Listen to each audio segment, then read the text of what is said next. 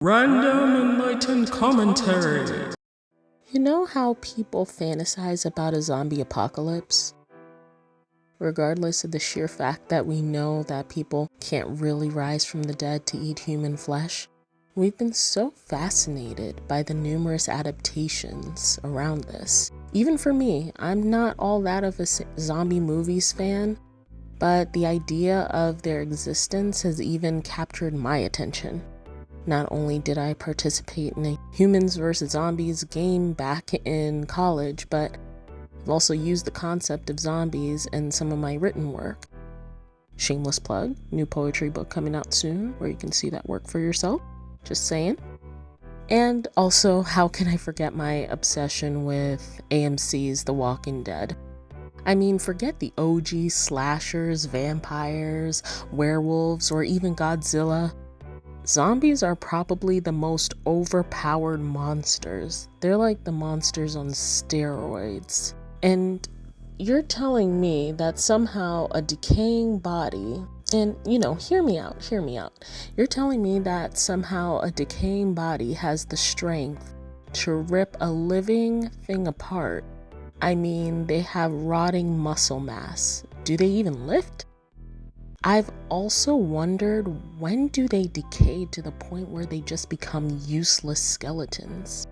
And if we're introducing science into this, I mean, it would destroy the whole landscape of the zombie apocalypse, but it's still interesting to kind of understand how their bodies would react to environmental changes. Like, they wouldn't survive long under warmer temperatures. They'd just be a slush pile in bones. In colder temperatures, they may have a bit higher of a chance if their undried organs don't happen to freeze in the process.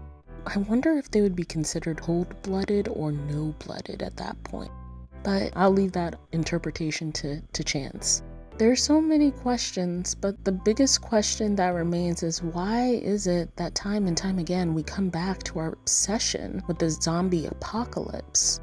Is it to do with our growing interest with life after death, or tied to our desire to connect to those we've lost? Perhaps it's about our desire to understand just how far the human body can go, or the habit that we have of seeing ourselves as our own worst enemy. Or is it a way of coping with our ceaseless hunger to identify who or what our enemies are and our desire to fight them? Whatever the case, it seems that what may have begun as a survival blueprint expanded into something more representative of daily life through our growing hubris around different social contexts, which could be connected back to the idea of the zombie. I came across an interesting article the other day from The Atlantic, written by Mike Mariani, titled "The Tragic and Forgotten History of Zombies." I'll actually link that article in the description. I think it did a really good analysis about the history and the evolution of the zombie, just based on what I cross-referenced.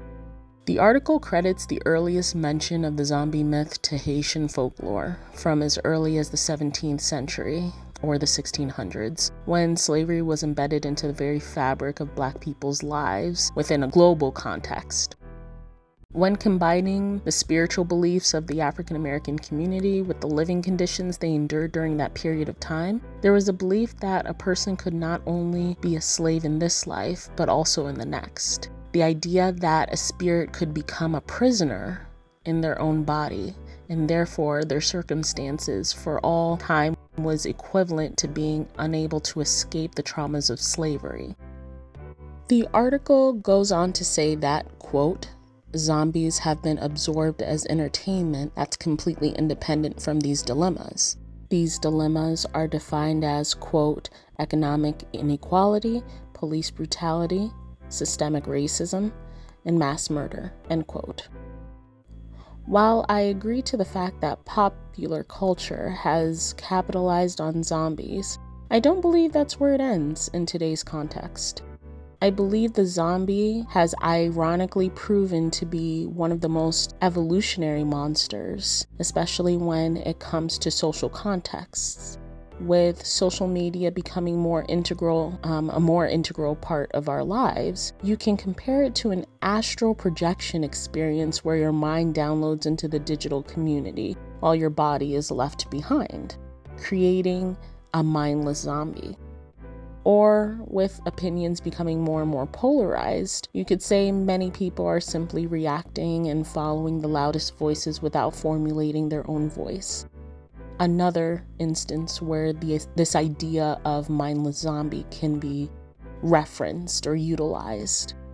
No matter the context though, fiction or reality, the zombie, like its superpower, was clearly meant to live on. Which makes me wonder where we'll see it evolve to next.